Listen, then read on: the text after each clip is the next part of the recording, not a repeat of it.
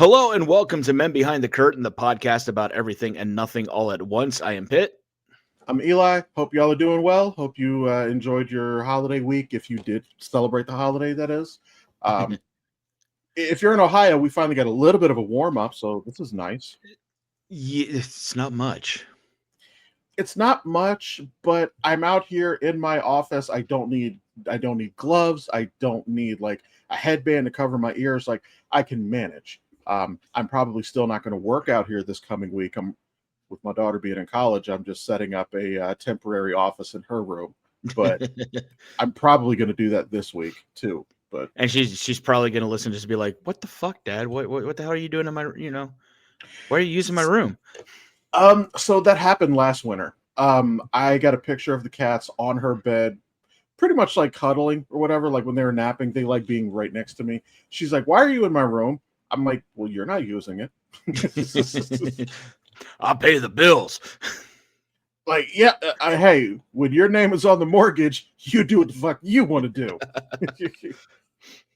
About to ready to turn one of the daughter's bedrooms into a recording studio is what I'm about to do.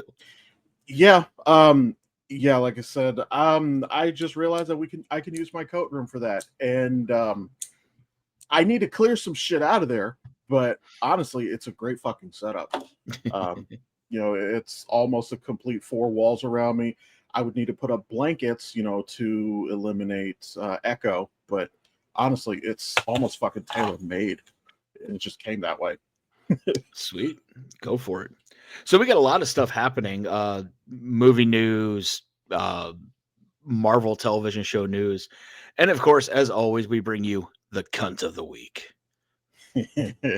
So I know we've had a little bit of news lately. You said you've got a 3-page dissertation on this. Just a couple of things I want to throw out there. Hell, actually, you know what? This is probably going to be yours. Yeah, I have to go with Pete Hegseth for this because he's like committing literal fucking war crimes right now. Um, in a more lighthearted manner, in a more tongue-in-cheek, as you put it previously. Did you see that fucking Trump got a little fucking great value brand peace award? Oh yeah, this actually this one is my cunt of the week. This one is my cunt of the week. Oh gee. Oh wait, yeah, you sent me that. You sent me that clip from the weekly update. Yeah. This is for so all right. I'm going to go into. We know Hegseth is a cunt as it is, but my cunt of the week is none other than FIFA. Now, me being a huge soccer fan, they have now pretty much ruined any possible chance of me seeing a World Cup game as they are finally coming to the Americas to actually play. So, with that, here is a 3-part dissertation by me. I haven't had a chance to actually memorize this, so I'm just going to read this to you. In a decision that can only be described as the fever dream of an ethics committee suffering from collective heat stroke, FIFA has reportedly decided to create a peace prize. And then, in a move so cosmically absurd it bends the laws of comedy, it chose to award the Mango Mussolini. This is not merely bizarre. This is not merely tone deaf. This is the moment satire packs its bags, kisses us goodbye, and whispers, "You're on your own." Let's start with the organization itself, FIFA, an entity so synonymous with corruption that it could be listed as a controlled substance, has apparently decided it is now qualified to lecture the world on peace. Yes, peace. From FIFA. The same FIFA whose scandals could fill a library, whose officials treat bribes like party favors, and whose idea of global unity is forcing nations to spend billions building stadiums that become ghost towns faster than you can say Qatar.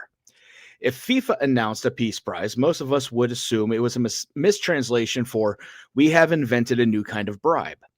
But in giving it to the Tangerine Tyrant, this is not irony. This is self-parody. This is Monty Python level absurdity performed with complete sincerity. It's the punchline to a joke no one told. FIFA giving this douchebag, a peace prize, is the geopolitical equivalent of a fox giving the chickens an award for improving its diet. It's a universe warping collision of two institutions that have achieved notoriety not through stability or harmony, but enough melodrama, division, and headline choking controversy.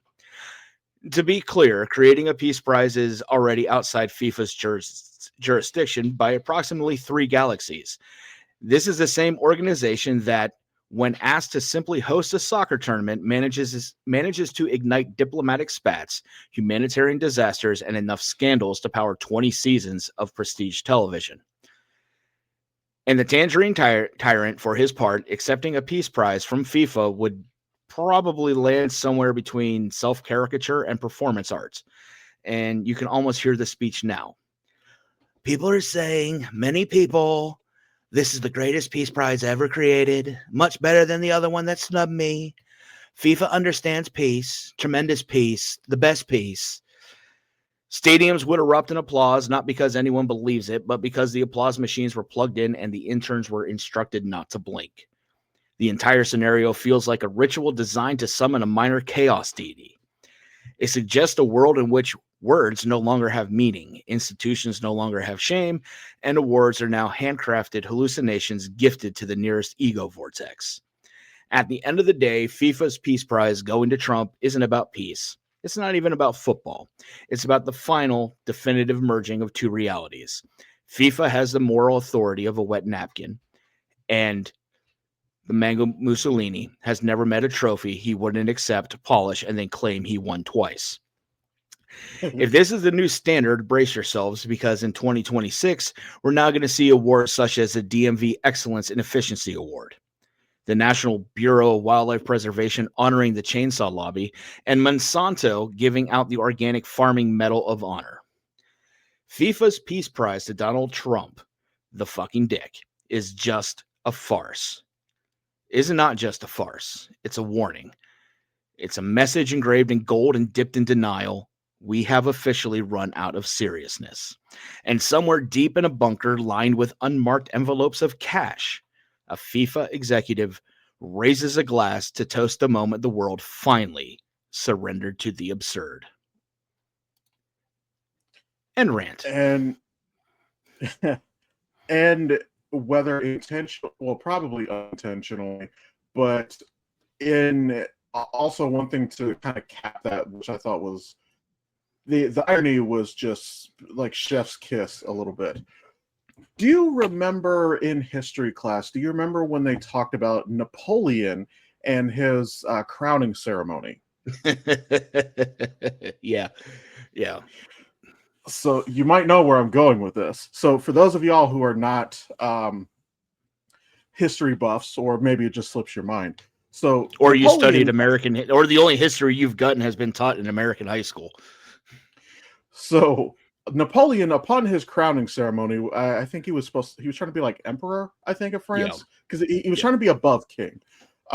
So he was having the crown bestowed upon him by the Pope.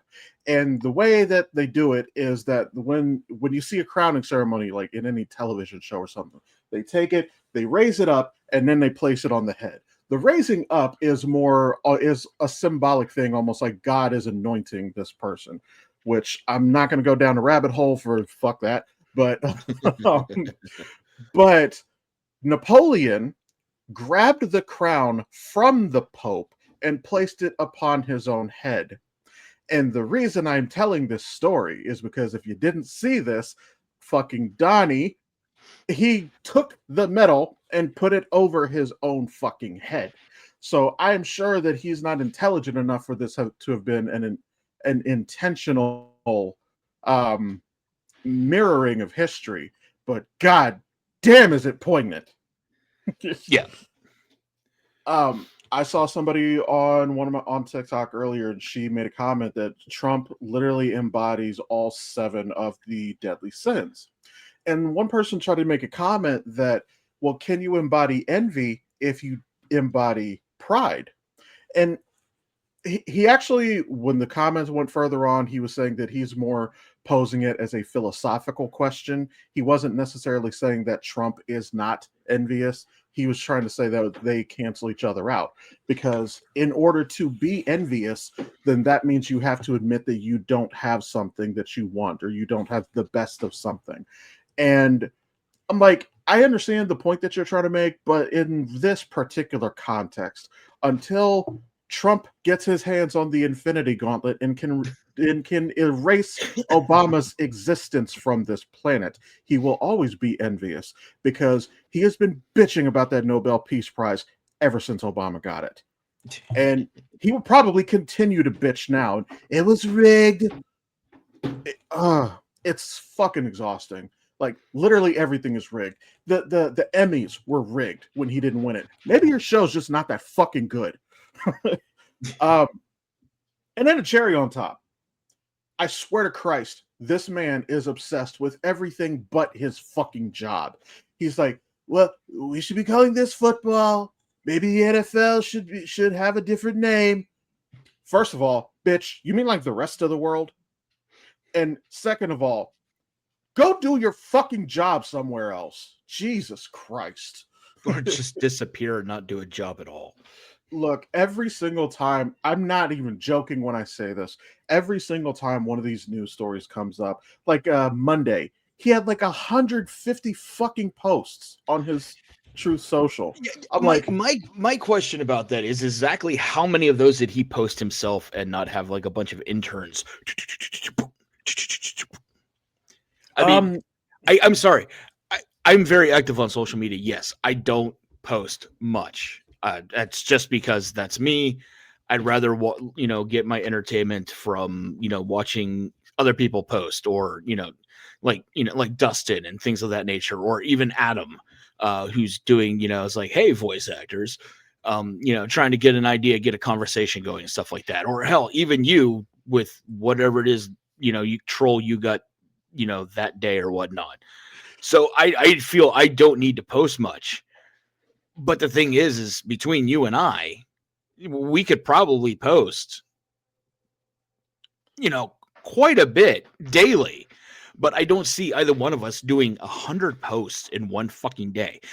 If we're doing 100 posts in one fucking day, there is something seriously fucking going on in the world at that moment. Yeah. No, they've actually caught it before. I think it was Marco Rubio. Somebody was trying to get his attention, and basically there was a post awaiting his approval. So no, you're right. He is not writing all of them. I do think he is writing some of them because he does not believe in punctuation. But I think he is writing some of them. Fifi. Yeah. But no, every single time one of these ridiculous stories comes out, I'm like, can he just fucking die already? It's close. It's fairly close. Oh god, he is very, very much sundowning. And before one of y'all get your fucking panties in a twist, I'm not wishing death on him. I am using my fucking power of human observation. The man is fucking sundowning. Like it's not even up for debate. But so there you have it. Those are our two cunts of the week: Mike Hegseth and the organization FIFA. Yeah. But so let's go ahead and move on to something a little bit more lighthearted. So I know I took the holiday weekend. I did a lot of binge watching. So I caught up on The Witcher, which I actually love. Hemsworth does a great job. Like, I think that we may have judged him a little too harshly and too early. No, and it's like I said, he does a great job. Is if you remove Henry Cavill from the first 3 seasons of The Witcher and replace him with Hemsworth, you're not losing anything on the show. You're really not. Yeah, it's just that Cavill is a very tough act to follow, which, in fairness, David Corenswet kind of had the same curse with that. Like, let's be real. Yes. To do a whole new Superman so closely after Corenswet, it is human nature to compare, Tobey Maguire and Andrew Garfield, and of course Tom Holland. But like, so when it happens so closely together, you're going to get that comparison whether you want to or not. For example, Charlie Cox as Daredevil. There is enough separation between his Daredevil and Ben Affleck's Daredevil that it can stand on. We Yeah. don't talk about that Daredevil here. But it's its own thing. You don't have to compare the two. So I think Corin Sweat had a little bit of that curse, as well as Liam Hemsworth is having that curse. Hemsworth is actually he was great. Um, I'm actually very much looking forward to season 5, um, which is saying a lot because at the beginning of this, when it was first announced, I'm like, but no, it was great. But speaking of that, I'm actually going to use that and go into our semi catastrophe here, Mm. because Liam Hemsworth was a replacement actor. Yeah. Speaking So of which, our model for the catastrophe bag was over here playing a box, trying to get inside of it. Mind you, the box is about the size of my phone. so I actually had one. I thought of this. I I'm going to explain where I got the inspiration for this. There was an article that came out. But off the top of your head, can you think of any times where for a movie or TV show, the actor that they went with was actually not the first choice, but they were better? Like it was a backup actor, but it was better than the first option. Are we talking after the movie was made and there was like a continuation, like sequel, or are we talking before the movie was made, they replaced the actor and then uh So beforehand. So we're talking about before the movie even got started. We're not talking about a recast. We're okay. talking about like they stopped.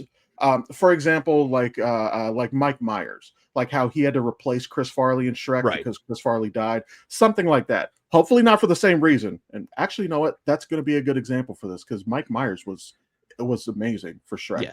I think Chris Farley could have been great, but I'm yeah. one right off the top of my head is going to be Back to the Future, with Michael J. Fox taking over for Eric Stoltz. Eric Stoltz was in, you know, cast in Back to the Future, and I, I vaguely remember the story behind it, but it wasn't working out. And then they brought Michael J. Fox in, and look what we got. We got 3 phenomenal movies. But yes, Marvel proved Back to the Future to be bullshit when it came to time travel. But I do remember that. I think it was basically like the comedic chemistry, I think, wasn't there, is what happened. yeah, and I'm trying to remember her name. But in Star Trek, uh, we have Kate Mulgrew who plays Captain Catherine Janeway. But they actually hired, and I'm trying to find her name on who she replaced. Um, Genevieve, I think that's her name, Genevieve something or other.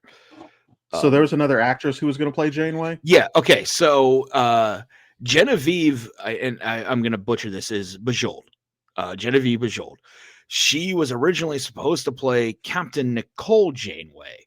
And as they were filming the very first episode, the pilot episode, she was having trouble adjusting to television production schedules, because you're up at like 4 a.m. and you're going into like 10, 11 o'clock at night for a production television schedule, because you got to remember these shows are only shot like maybe 1 or 2 weeks in advance. You're not like shooting like, hey, we got a bunch of backlogged episodes, we can take a break, and then the editing and putting them out. So I mean, you're talking, you get 1 or 2 weeks to shoot an episode, and then you're right into the next episode while you got the editing team putting it together in post to get it out that week that it's supposed to be out. So Genevieve Bajold was originally supposed to be Captain Janeway on Star Trek Voyager, but we got Kate Mulgrew instead. I would say she knocked it out of the fucking park. No, absolutely. She's iconic as Janeway. I think, and I think that had an effect on me in some way on probably why I choose, why I have an attraction and choose powerful, independent, and strong-willed women. I don't want somebody who's going to bow down to me or anything like that. I want somebody who actually is my equal, if not Um, even more prominent than I am. When you put it that way, I think Lucy Lawless may have done the same thing to me, but Well, Lucy Lawless did other things to me, also that regard, but it really wasn't just Lucy Lawless. It was uh what was her name? Renee. Renee Yeah, O'Connor. Renee O'Connor. I don't really have much of an attraction to blondes, never did, and when Renee O'Connor comes on, and it's like, and then the female the woman who played Callisto. Yeah, Yeah, I yeah. never knew her. I never knew the actress's name, but yeah. Um, but so I had three with this one. I did not know that about Janeway. One that I'll throw out there as a fun fact. So if you're a millennial, then you'll remember the original Power Rangers movie. Now, I'm not a millennial. well, I'm but Gen if X. Fuck you. well, there was a scene. There's a sequence where they go to this other fucking planet. They have to like regain their powers or some shit, and you have a woman there who is in like not necessarily kind of like Leia at Jabba's palace, like kind of that kind of get up. The original actress for that was Mariska Hargitay Okay. from Law and Order, which honestly, like, she's aged really fucking well. And this movie happened back in like the late '90s, so I can imagine that she had to look fucking phenomenal in that outfit. I'm gonna leave it at that. But so I had three picks for this. So one of them I think is a little bit more widely known, which is Neo, which they had two actors first. Yes. First was Tom Cruise, then was Will Smith, and then they finally landed on Keanu Reeves. And I think that in both cases, like two great actors. I genuinely feel like Will Smith does not get enough credit for how good of an actor he is, especially if you've seen Ali or Pursuit of Happiness. He is a fantastic fucking actor. He really is. But Neo would have been an odd fit. I think Keanu Reeves was 100% the right choice. The other one, did you know that the original choice for Wolverine was Russell Crowe? Yes, I actually did know that. And Russell Crowe turned it down, but he mentioned him. Check out this guy, Hugh Jackman. Hugh Jackman was actually, his name was given by Russell Crowe to the producers. What was weird was his reason. He said something about not wanting to be associated with wolves or something. I'm like, first of all, he did not know that a Wolverine was a real animal. Right. And I'm like, okay, I understand, like, comic books is a niche thing, especially back then. It wasn't in the mainstream, so I can kind of understand him not knowing the character. But I'm like, if that was your reaction, I'm kind of glad they didn't pick him. Once again, Russell Crowe, phenomenal fucking actor, absolutely, like, and not even just Gladiator. Like, if you watch A Beautiful Mind, he's a fantastic actor. He really is. Yeah. And since you got three, I'm going to go with my third one, and Sean Connery as Gandalf the Grey. He turned it down because he didn't understand the script and decided to do League of Extraordinary Gentlemen, and we got Sir Ian McKellen to take on the role, which absolutely nailed it. And honestly, I love Sean Connery in League of Extraordinary Gentlemen. I think he's fucking great in that movie. So I would say that was the right choice in both cases. Yes. But if you guys got one, you can actually comment below or send us an email at menbehindcurtain@gmail.com. Or just comment below. But the other one that I was going to mention, and this was the reason why I thought of this, there was an article. Did you know that John Cena was not the first choice for Peacemaker? I've seen an article. I can't remember who the first choice was. James Gunn, you'll notice, has a tendency that he loves to reuse a lot of the same actors. And I'm not going to fault him for it. Christopher Nolan, it has a penchant for doing that. Like how it's the Adam Sandler effect. Yeah. The original the original choice for Peacemaker was Dave Bautista. Really? He turned it down. I think it was a scheduling issue or something like that. but he was in an interview and he's saying that the way that the show is executed, he could not have given us the performance that John Cena did. Yeah, Which, first of all, hats off for having the humility to say that. yeah. I mean, But think about Dave Bautista's phenomenal actor, phenomenal athlete. I loved him as Drax, and honestly, a lot of his side stuff, some of his smaller movies and whatnot. I think he's actually phenomenal and has come a very long way. You can watch as he develops. You can say the same thing about John Cena. I mean, he has really come into his own, particularly with that Peacemaker character. It not only fits his jovial personality, but it also fits the fact that, yes, Peacemaker might be out killing people for peace and stuff like that, and kind of an anti-hero type thing, but it really does fit in with Cena's own personality to the point of where he's like, I just want people to be good. I want to do this. I want to do that. And you saw it in the WWE where it's like, you know what, I'm going to be the best there is, and fuck whomever, and I'm going to take him out. and actually, I'm going to agree with that because, like, even with Peacemaker, so when he first started as Peacemaker in Suicide Squad movie, or at the beginning of his show, it is very cringe. It is very hokey, intentionally so. But by the end of season 2, there is raw emotion in that show. Like, Yes. so yeah, you do see him really growing as an actor. And god damn it, the theme music. So, have you finished Peacemaker yet? I have not finished it yet. Okay, because Stranger Things came out and was like, okay, I got to watch this. So yeah. I had to pick and choose, and I picked Stranger Things. So when Peacemaker season 2 started and they changed the theme music, I didn't like it at first. It did have to grow on me, but honestly, it fits the show. Like, especially like when they hit the climax of it, like Lord knows I've had a rough fucking years. Like, honestly, that is where everybody in the show is at in season 2. Well, in all honesty, when it comes up, I hit skip because I don't like it. It works for me because of the mental state of all the characters. They have all been through it. It's been like 2 years, I think, since the end of the first season. And what's her name? Harcourt, like how she's blacklisted. Yeah. Like they've been going through it. So it fit. Normally I probably wouldn't have liked the song, but because it fit the connotation of the show, I think is why I warmed up to it. Yeah.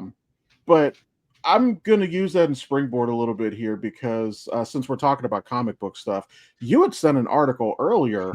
Well, it was earlier today or last night, I forget. It was early this morning. That's actually surprised I was awake. Yeah, I was going to springboard the same way as, like, since we're talking about shows with a second season. Yeah, so there's news about the Daredevil show coming up. Also, real quick, because I did mention Gen V.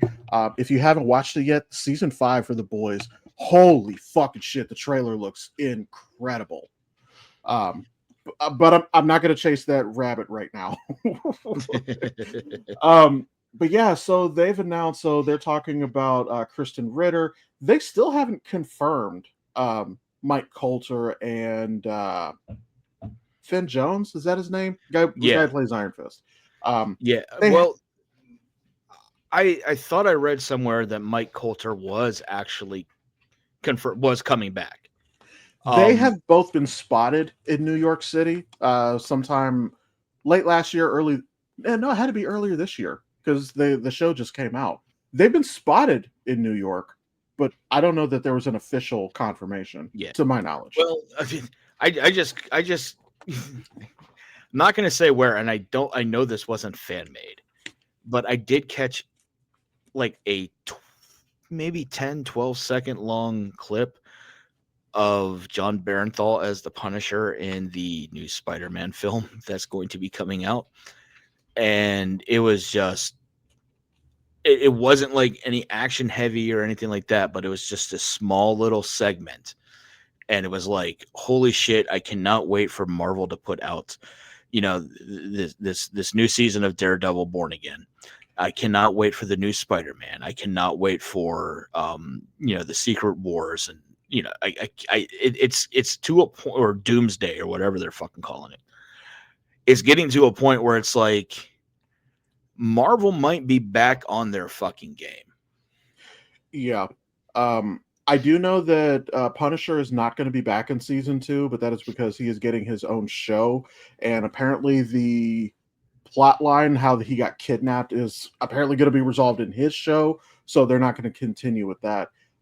But honestly, like, look, we can use the "till you're 90" joke. Look, use John Bernthal as the Punisher as long as he is willing to do it, because I do not think I'm going to see a better actor for the Punisher in my lifetime. I don't. Here's a fanboy dream. I know there's a series, Punisher versus Wolverine. How interesting would it be? And my fanboy dream would be John Bernthal as Punisher and Henry Cavill as Wolverine, and they go at it.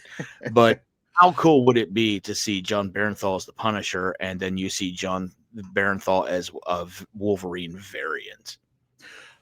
Honestly, that would be really cool. Or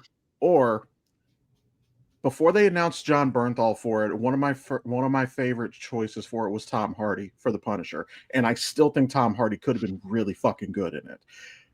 But imagine Tom Hardy as Wolverine. Mm-hmm. I don't know. I'll be honest. I actually kind of want to see Daniel Radcliffe as Wolverine. I really do. I think he's got the range. I think he can do it. He'll have to put on about 60 pounds of muscle, but I think he can do it. Harry Potter fucking reunion, Jesus Christ, But yeah, so with this, so like they're talking about Kristen Ritter being back, and what was interesting is Matthew Lillard which also, by the way, fuck you, Quentin Tarantino, because Tarantino said that Matthew Lillard can't act. Fuck you, Tarantino. Like, look, he's done some goofy shit before, but like, yeah, but the thing is even when he does goofy shit, he fucking nails the part. Like, he was a genuine fucking psychotic killer in Scream. Like, he gave a genuine performance in that. Like, no, he's good. Like, fuck you, Tarantino. I don't like Tarantino any fucking way. Yes. But it looks like Matthew Lillard is either playing an original character or they're keeping his character a secret, because it's just Mr. Charles. Yeah, he's playing a character named Mr. Charles, which is going to be very intricate to the storyline, and it's almost with the article reads, it seems like he is not just an antagonist to Daredevil. He's also an antagonist to Wilson Fisk, because Fisk is getting to a point where he not only has the power in New York City, but he's also starting to tread on international organizations and stuff like that. So he's getting known across the globe, and Mr. Charles is supposed to be that antagonist that comes in to offset Fisk in some way, shape, or form. Plus, we also rumored to also have Bullseye coming up in Daredevil Born Again season 2. Honestly, I would love that. His fight scenes with Daredevil are incredible. Honestly, Charlie Cox's Daredevil has probably some of the absolute best fight scenes that Marvel has given us, like, just period. Like, because they don't have to do CGI for his shit. Like, it's stunt work. And granted, it doesn't have to be Charlie Cox in it, and it's probably not, because who the fuck would make an actor do that? But the fight scenes have been incredible. And he's got to be coming back, because Bullseye escaped from prison, so he's out on the loose again. So he is now a thread that is just out there. They have to revisit that, and I'm for it. I love Bullseye as a villain. Yeah.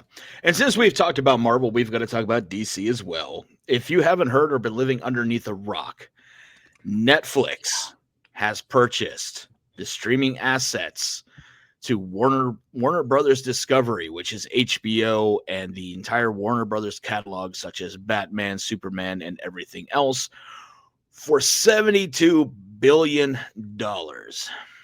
I heard it was 82. But it's $72 billion in cash and stock options. So I'm very curious to see where this is going to shake out at the end of everything. I have heard that James Gunn's DC universe is going to continue, which Boo. I there are some people who think that we may get a revival of the Snyder verse. And honestly, at this point, fuck it. Like, At this point, give the fucking helm to Christopher Nolan and let him do them all. well, here's the thing. We kind of can't continue with the Snyderverse. Ray Fisher, Cyborg, is not coming back. Ben Affleck is not coming back. And Jason Momoa is apparently going to be recast as Lobo, which I'm happy about that. I have no complaints about that. I think he's going to be fucking great. So at this point, you're missing too many pieces of the puzzle to really do a Snyderverse movie. And also, nobody has made an announcement one way or the other about Ezra Miller, but fuck Ezra Miller. Let's just get a new Flash. I've heard they want to bring back Grant Gustin, which I would be all for that. I would be all for it, but the thing is that I feel like, in this is just my opinion, he's a good TV Flash, but he's a string bean, and I feel like you should have a little bit more bulk to you. Um, and one thing I will say about that, I loved the suit that Ezra Miller had in Justice League, the one that was like kind of pieced together from Yeah. it was NASA fucking metals. It's a really cool suit. Um, and honestly, even though the suit that he wore in the Solo movie, well, they wore, sorry, because I will still respect that, even if Ezra is a piece of shit. Um, the suit that was worn in the Solo Flash movie is far more comic accurate. The other one was still cooler, Yeah. but No, I completely agree. and if you bring back Grant Gustin, then that's also going to probably trigger demand for Stephen Amell to come back as Green Arrow, which I would not be opposed to. But Not going to sit there and to say no to that. although I still think, and he ain't doing shit else at the moment, Charlie Hunnam would have made a great fucking Oliver Queen. He would, to me, he would have made that more gruff Oliver Queen, that the one that dressed more like the Robin Hood, uh, vigilante type outfit, that kind of like the anti-hero Green Arrow. Yeah. One thing that was really hilarious to me though, so it was season I want to say, because Arrow went for 7 seasons, so it had to be around season 5 or 6 or something like that. When he started wearing short sleeves, Green Arrow, I mean, Mm-hmm. and it's funny because Barry asked him at one point, like, "Aren't you cold?" He's like, "I spent 5 years on an island. I don't get cold." But then the next season, he's back to wearing long sleeves. That's because they film in Vancouver, I believe. Yeah. Stephen Amell was actually fucking cold. I'll be honest, I like the long sleeved costume better than the short sleeve costume. The short sleeve was weird. Yeah. Um, and I've also come to realize, like, certain actors and the way that they wear certain suits, it offsets certain things. Like when Grant Gustin stopped wearing the chin strap to the cowl, it's fucking weird. Like when he wears it right here, yes, that's comic accurate. But we were seeing Grant Gustin with the chin strap for so long that when they took it away, I'm like, ew, no, why'd you do that? No. um, but at this point, do not touch the Flash until you are ready to do the Reverse Flash, because we need a movie adaptation. And honestly, there were a lot of fan castings for Matthew McConaughey, and honestly, I'm for it. I think he would have been fucking good. Maybe as an older version, yes. Yeah, yeah, okay, because he is getting on in years, so I'll acknowledge that. I'd have to give it some thought before I can land on somebody today for it. Um, but yeah, again, so yeah, with Netflix purchasing them, there's been talks like, oh, we might get just the Snyder League or Snyder verse back. No, just Probably not. if you want to continue it in an animated universe, I'm all for that because then you can just replace it with whoever you want.